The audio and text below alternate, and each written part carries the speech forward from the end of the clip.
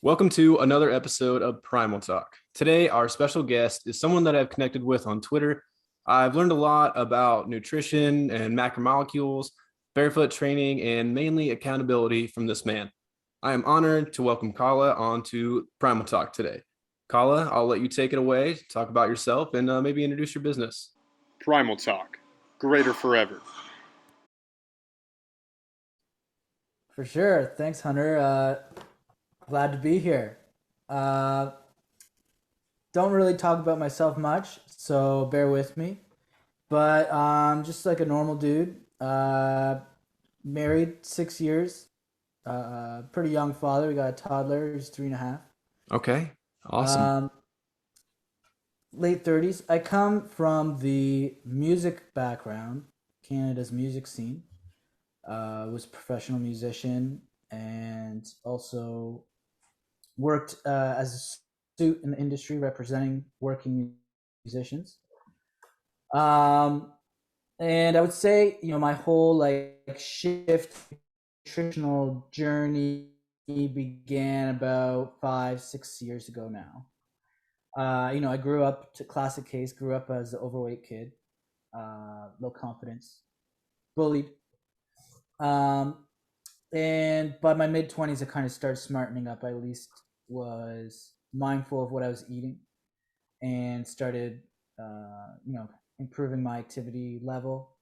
I lived in Toronto downtown in a condo. It had its own gym, so just started going to the gym, whatever. At least getting in a better physique, but I didn't really understand anything. I just kind of thought, as long as I'm eating whole foods and exercising, I don't really have to worry about much in terms of physique, energy levels. And then, yeah, so fast forward to, like I said, 5, 6 years ago, married, bought a house. We were expecting our first kid. And I was all of a sudden getting these flares of rash all over my body, fungus, uh, eczema, to Wow. the point that I was becoming unrecognizable. So I had to make a big change with diet. I went through several doctors, gave me all this topical solutions Oh, that I'm did nothing. steroid creams. I'm sure you were given, A to Z, and none of it was working, I'm guessing. Exactly, yeah, and it wasn't like something that I could just hold off for another week. Like I said, it was flaring so bad that it was all around my eyes. Like you couldn't even recognize me. So I went to see this functional medicine doctor, and we took a live blood sample and saw there was like a yeast overgrowth in my blood, still food particles after like being 18 hours fasted in my blood.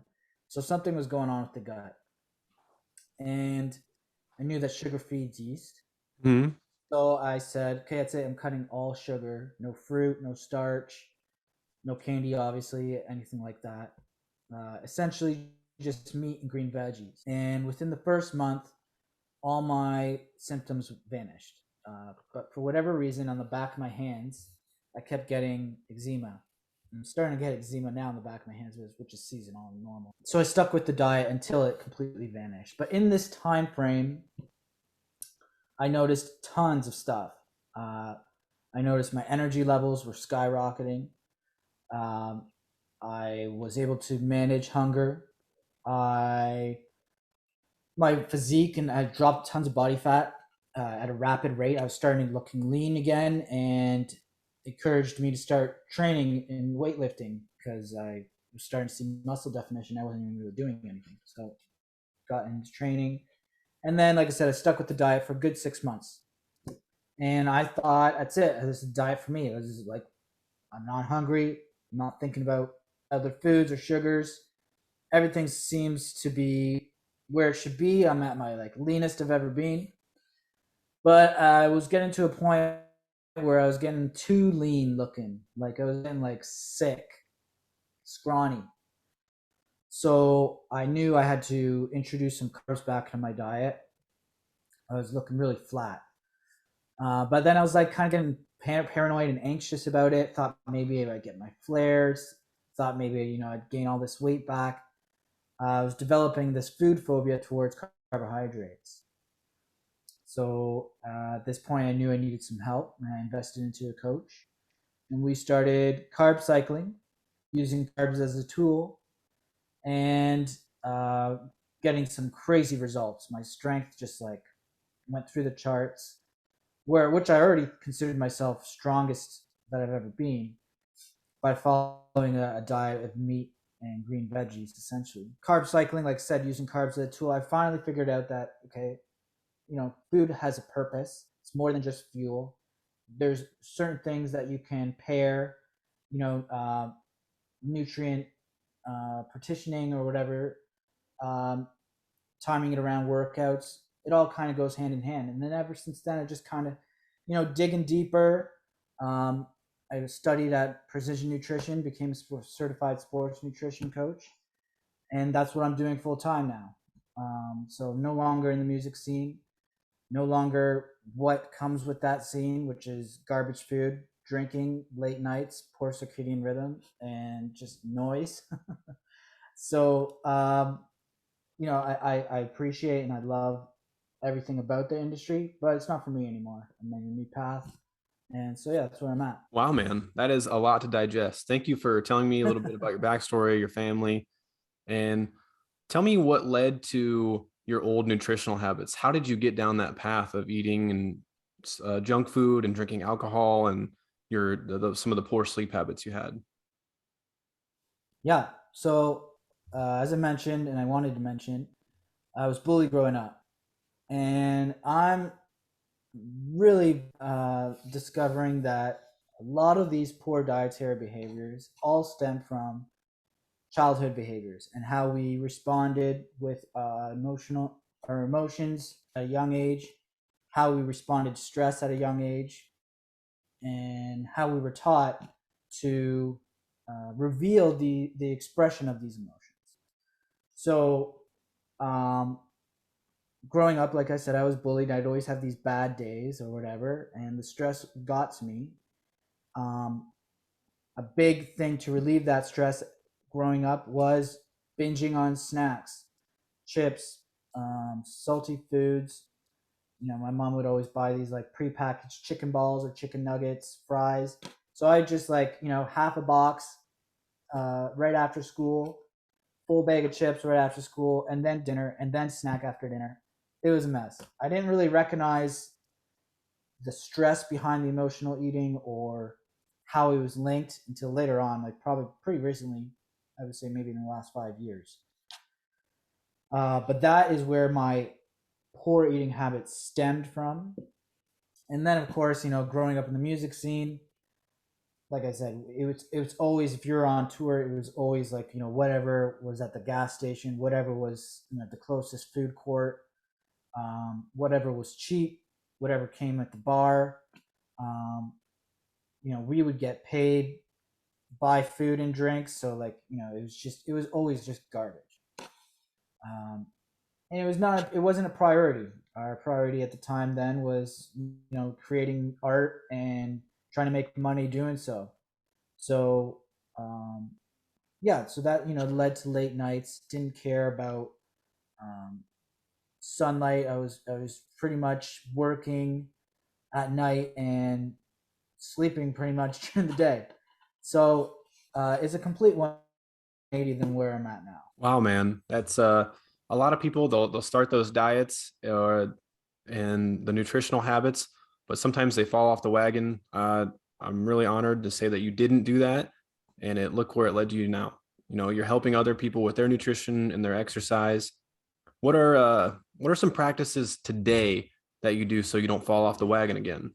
Yeah, so just being aware of triggers, being aware of um, the stresses in my life, and being aware how I respond to these circumstances has been a big change. Um, you know, I guess instead of running to food when I'm stressed, like I already know that I've already like made the substitutions that are necessary. So I wanted to break a bad habit of running to a fast food drive-through if I'm having a bad day. Instead, I started going to the grocery store and selecting more nourishing foods to create like an epic meal at home instead. So, although I didn't change the behavior to go on food, I'm at least now aligning it with the other goals in my life. Something that helped me out if I, you know, felt like, I wanted a snack because I was bored and, I tried to justify that I was hungry. Instead, at the time, I would, instead of running to the cabinet to grab a snack, I would go to the coffee machine and, make a pot of coffee and like sit down and enjoy the coffee. Something that's not going to, set me back from what I'm trying to accomplish, and be aware of like the kind of person that I would want to be. Excellent, man. Like I just said, I work with clients as well, and a lot of my clients will struggle. They say, hey, like I had a bad meal, this weekend, and then it led to 4 bad meals. And the best thing I can say is just, okay, move on, eat a healthy meal for the rest of the week. And then maybe next weekend you can have a couple bad meals again, but just don't make it a habit where it compounds together. Yeah. So you said you were precision nutrition certified. That is awesome, man. I've heard a lot about their company, and a lot of people on Twitter are actually getting precision nutrition certified. So tell me a little bit about what you learned on that and then how you implement that with your clients. I really liked it because right away it takes you down to a cellular level, and lets you at least have some sort of foundation on what metabolism actually is supposed to do and how it's supposed to function. It led me to understand that that's essentially what we're trying to achieve when we want to improve our health. A lot of people associate metabolism with weight loss, and of course it's related, but metabolism is basically proper cellular function, and depending on what we eat, we're either going to encourage that function at a greater level, or it's going to deplete the nutrients that are in our body in order for it to restore what it needs to be doing. So I really liked that it takes you right down to the core, at a physiological level, and then it also talks a lot about the psychological issues with diet. It talks a lot about the deep underlying issues that come from poor eating behaviors, the type of clients that you may be engaging with, what's common, what's not common. So and it included a lot of like workshops or work studies, case studies on someone that's struggling with diet adherence or whatever, or that they're trying to target certain nutrients around training. So it really has this broad overview while giving like clear details on specific situations. So it took a lot to get through, but I think that was a good thing. I didn't want to like skim by it. So yeah, I feel like I started while I was still employed, but then I lost my job in May, and thanks to COVID, May 2020. Definitely, man. Definitely. So that's your side of nutrition. That's awesome, man. I love seeing your tweets about the ground venison, the ground emu, and your chard and the kale that you eat from your garden, which is incredible. I've gotten a lot of my nutritional ideas from you, especially with the protein waffles. After I saw your posts and your thread on carbohydrates, I said I got to get a waffle maker. So I bought one, Yeah. and then I've been making the Kodiak cakes, the dark chocolate and so good with blueberries. Yeah, it's great. Waffle maker, huge hack. Oh my goodness, easy 80 to 100 carbs right there. And like especially if like your goals are to bulk and to add some carbohydrates to your diet. Wow, Kodiak cakes, that's killer. That's one of the best ways to add some calories for sure. Nice. So speaking of training, let's talk about that. I know you're big into barefoot training. I see your barefoot squats and you do barefoot walks daily. Tell me a little bit about your that. Yeah, so I actually trained barefoot pretty early. I would say my mid 20s. I come from the CrossFit background before it went all fuckery, in my opinion. But I actually love CrossFit training. It's fun as hell. It encourages great community. Um, it does focus on strength. It does focus a lot on mobility. Now, is it for everybody? Hell no, especially for beginners. But that is where I learned a lot about barefoot training in the box that I was training in. It was of course optional if you wanted to train barefoot or in socks, and I just never even like fathomed that idea at the time. So I was curious about it, and I noticed that for my squats specifically, I was missing a lot of the ankle mobility that it was required for a certain load. So ever since then, my squat improved when I tried barefoot training versus a shoe. So I just stuck with barefoot, and then if I were to train in shoes, I would train with like Chucks or Converse. Um, if I was in a facility that didn't allow barefoot training, anything flat foot. But the barefoot walking um, is something relatively new. I'd say I started last summer. And that was simply just from people I found on Twitter. Zach Hummel kind of introduced me to it. And, I loved it. I never returned home in a bad mood.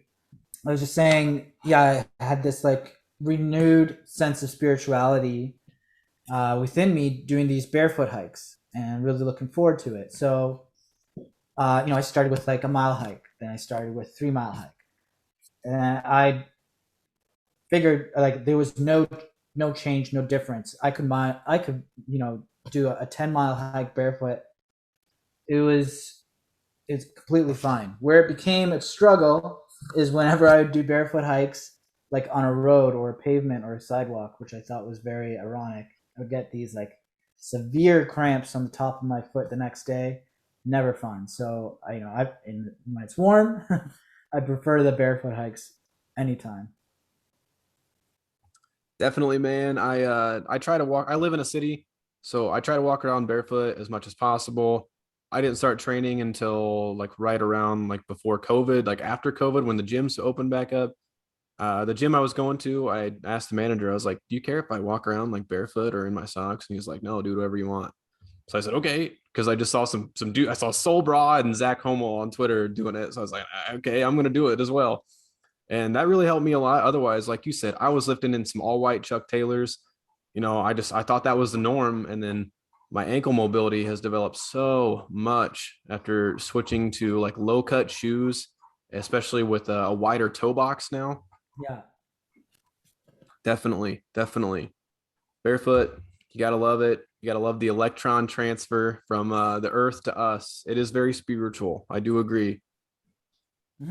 Something magical about it. My biggest fear is stepping on glass, though. That's something I worry about frequently on my walks because Yeah. I walk by some dumpsters sometimes, and usually there is glass. Like every other day, there's glass there.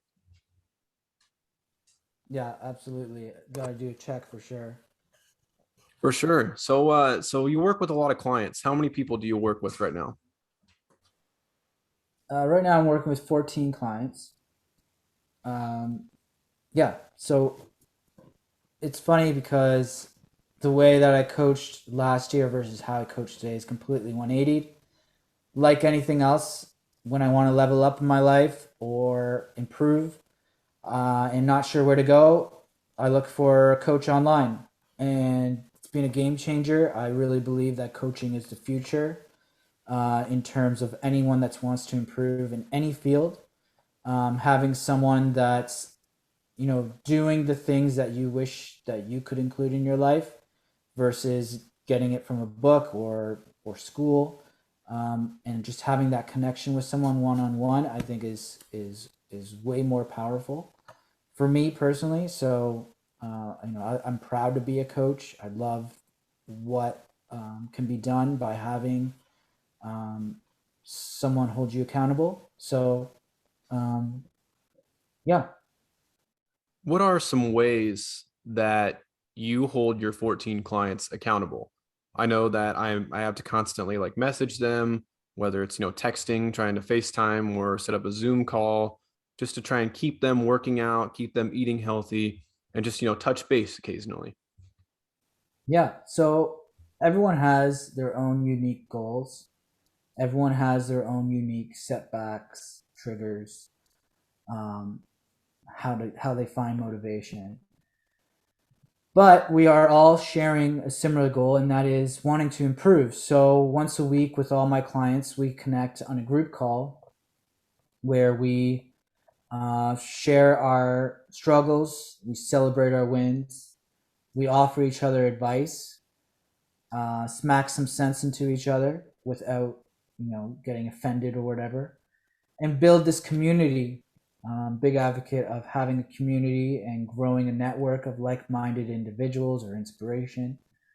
And by doing that and including more in your accountability, um, I've seen that it's been it keeps me more accountable as a coach, keeps them more accountable as a client. So we're not letting anyone down. We're not letting ourselves down, but we're not letting the team down. Awesome, man. Awesome, man. Can you share a few of client success stories with me? Just some of your biggest success stories. Sure. The biggest success story I probably have is with a client I'm still working with today. She's been my client for over a year. Before we started working together, she lost, I think, over 100 pounds herself. And she came from, everything was processed, everything was junk food. She never really prepared meals herself. Um, but when she lost the weight, she was preparing more meals. And she too had this like fear of including certain foods in her diet because she thought that if she started including these foods that she really liked, she would gain the weight back. She would lose all her progress. And so she was on a very severe calorie deficit when we began. And she was overtraining, um, getting very poor sleep. So, though her body composition improved, her eating habits and her eating behaviors, her relationship with food was not ideal and for to have in a sustainable manner. So, we looked at what she liked to eat, and instead of restricting foods that she liked, we simply suggested what to eat more of, what to eat less of, when to eat these foods, when not to eat these foods, how to be prepared, how to fix anything if need be, just have a different mindset of nutrition. And from there, now she's embracing all kinds of food. She never in a million years thought she'd be eating 250 300 grams of carbs a day, and training with the strength that she has, feeling good, and overall feeling good about herself and confident. So my kind of training is I don't do like short-term fat loss programs. My goal is to do long-term sustainable changes, that focuses on mindset, leadership, accountability, things that not many sports nutrition coaches would talk about outside of diet, outside of training. Awesome, man. 100 pounds. That is incredible. Congrats to Yeah. you and her for doing that together. That's a wonderful partnership that I'm sure she'll will have a lifetime effect on her. All right, one more question for you. Who Sure. has inspired you the most in your career in the sector of the fitness and health world? I got to give it to my man Grimhood. Grim, Um, Grim is I a know that you're, man. yes, I know that, you guys are close as well. Honestly, the last 2 years, um, just being on Twitter alone, I used Twitter very early on when it first came out, and I used it like your typical Twitter user did, sharing my thoughts on political issues, um, complaining, blaming, shaming, um, and not really using social media like I do today. Now, my favorite features of Twitter are the mute, block, and unfollow. I recognize that I'm in full control of what I see on my timeline. So just like there's many accounts on Twitter that have inspired me in the last 2 years, but Grimhood has took it to the next level of getting down to like root causes. Um, I've learned a lot about supplementation. Learned a lot about how important stress is in this entire journey. Um, I really liked what he's spewing the last little bit about how joy is our birthright, and that it makes so much sense when you think about it. So focusing and including gratitude in my day, Grimhood's kind of helped me do that too. I've had a few calls with him, coaching calls with him, and he went above and beyond that my expectations. I've signed up to his Patreon. Um, you know, I know for sure that he's helped so many people, and he's undercharging big time. Yeah, definitely. He does a lot of work. He puts out so much information, even on Twitter. And I one of my favorite things that he does is he gets asked the same questions every day, and he always responds with literally just search it. Search my name and the topic, and you'll find the answer. And Yeah, that is so true. yeah, it is so true. He's probably got a lot. I need to sub to his Patreon as well. I'm sure he's got a ton of great information and discussions on there as well. Yeah, it's unreal how much information this guy can absorb and remember. Oh, he's a machine. Especially like Yeah, with magnesium alone, that guy is just like he could make his career off magnesium solely, and he would yeah, be perfectly fine. But he yeah, goes, like you said, above and beyond. every time. All right, man. Is there anything else that you would like to add? Any piece of information, piece of advice that you'd like to throw out there? I got I kind of want to share like some things off you. Like I got to smarten up and get on the hunting realm. I am not the biggest hunter in the world. My name is Hunter, but this is my first year of ever like really getting into it. And I went That's good. waterfowl hunting. I'm still waiting for my gun to get back from the gunsmith. It's been sick for about a month and a half now. There was like a spring or a coil that was broken, and my rounds weren't loading into the chamber properly, so I couldn't even shoot it. But waterfowl hunting's pretty great, man. I love the way duck tastes. Goose is fantastic as well if you've ever had. I had it first time this year. Unreal. Dude, I didn't think it would goose be much different than other poultry, but it is very unique.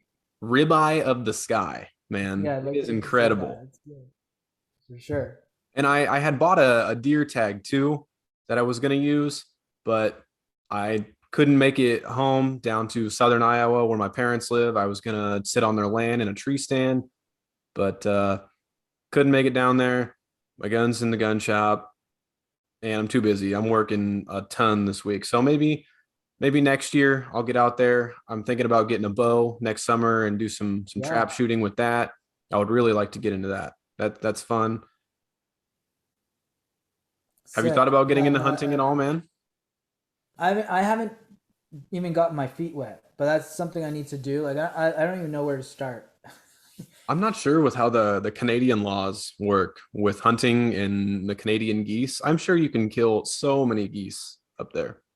Yeah, I think well, like anything, there's only a certain season, right? Yes, But yeah, I don't know the details. This is what I mean. I really got to dig deep. That's I've been putting on the back burner like long enough. But my buddy who is a hunter, he keeps sending me these videos of like just how peaceful and like how like again spiritual it is to be in nature. Like it's got to be it's so enlightening. for sure, man. I've spent a lot of mornings this fall and this winter, walking 2.5 miles out to a pond or like a lake and not seeing a single, maybe seeing like one or two ducks and a couple geese. But it's just the fact that you're getting up, walking at 4:30, 5 o'clock in the morning, and you're literally just sitting by the water watching nature.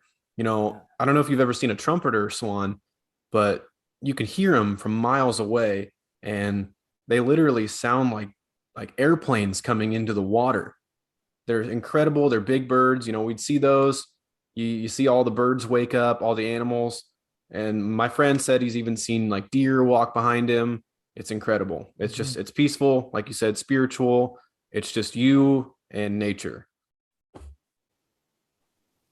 One thing that I did recognize doing the barefoot hikes in like the forest or the woods, you think of like walking in the woods and you think it's going to be silent, but when you're not around people and other animals and wildlife think there's no human around, they are so loud.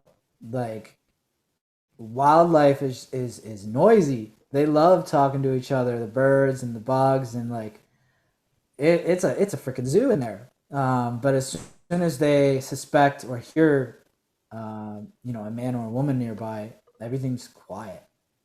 So yeah, I can imagine what it's like hunting when you're waiting like half an hour for a buck to arrive. It must be so loud.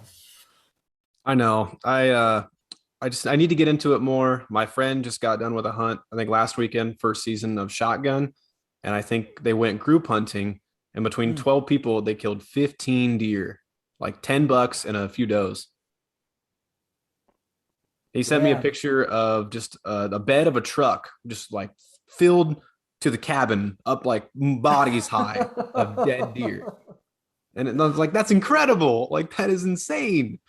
Yeah, that's crazy. I think the end goal is I would love to do a guided hunt out in Colorado for an elk. I think Hmm. that's within the next 10 years. That's something I personally have to do. I watched Cameron Haynes a lot. I don't know if you know who that guy is. He's a professional hunter and he goes out to Arizona and Colorado, New Mexico, Wyoming, Montana, and he hunts these big animals. He hunts bears and moose and big elk, huge elk that you rarely see how big of an elk that he killed. Yeah. Wow. Just insane. And you can get like 500 pounds Sounds of meat awesome. off a bull elk. Oh yeah, for sure. For sure. Delicious too. I had an elk burger out in Colorado. It was a little dry, but it still tasted pretty good. That's the thing with, having a lot of wild meats. It's very lean, so the cooking process is a lot shorter. Don't need to you don't need to cook it long at all. No, you really don't. I mean, sometimes people say it tastes gamey, but I like the game taste. I Yeah. I honestly enjoy it. It tastes so much different than, you know, agriculture animals like pigs, cows, or chickens. Hmm. Absolutely. What is your favorite piece of wild game to eat? Well, I don't know if it's wild, but my famous, I guess, exotic meat is kangaroo, hands That's pretty down. wild. I will just throw that out there. That's pretty wild. Uh, yeah, but the way that I purchased kangaroo, obviously they're not native up here in Canada or North America, so you can only buy. Well, I don't know about only buying, but in Australia, where I get meat from, um, they can only sell it if it's farmed kangaroo. But the way that they farm it is very unique compared to other animals. They need a certain amount of space, I think a large space for the kangaroos versus any other kind of meat like I don't know that requires a certain space like they do. It is kind of like wild because they're still having their natural habitat just in a secluded area. But kangaroos, just hands down, the best. My favorite. It tastes nothing like it, um, and it's lean as hell. So like when fat loss is my go-to, or is my goal, kangaroo is my go-to. A pound of kangaroo gives me 100 grams protein, less than 500 calories. So it's just like, divide that up. It's just so easy. To spread that out for my goals. Pair it with green veggies again, very low calorie, with huge volume of food. It just makes dieting so easy. I love that, man. I love that. Excellent talk today. We covered nutrition, we covered lifting, we covered college business, which is greater forever, correct? Yeah, greaterforever.net, but you could find me on Twitter. That's where I'm most active. All right. And I will drop all the links to get a hold of you below in the YouTube video. And I think that about wraps it up for this episode of Primal Talk. Kala, I am greatly appreciative of you, man. I learned so much from you, and I am grateful to be able to spread this information to all of YouTube and Twitter, Facebook, and Snapchat. Awesome, brother. I appreciate you. Thank you so much. Of course. Thanks, guys. Enjoy this interview with Kala? Make sure to check out our other social media. Thanks for watching.